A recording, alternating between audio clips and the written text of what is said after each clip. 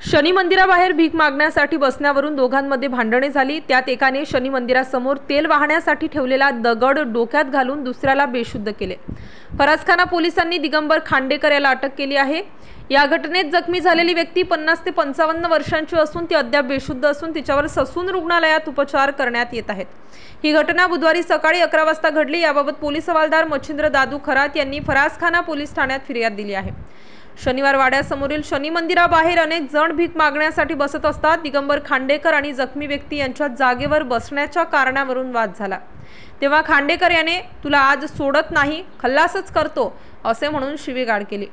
जीवे मारण्याच्या उद्देशाने शनी मंदिरासमोर तेल वाहण्यासाठी ठेवलेल्या दगडाने त्याच्या डोक्यात व तोंडाचे समोरील बाजूला मारून गंभीर जखमी केले। या घटनेत ती व्यक्ती बेशुद्ध पडली। पोलिसांनी त्यांना तातडीने ससून रुग्णालयात दाखल केले आहे। त्यांची ओळख अद्याप पटलेली नाही। सहाय्यक पोलीस निरीक्षक शेख पुढील तपास करीत आहेत।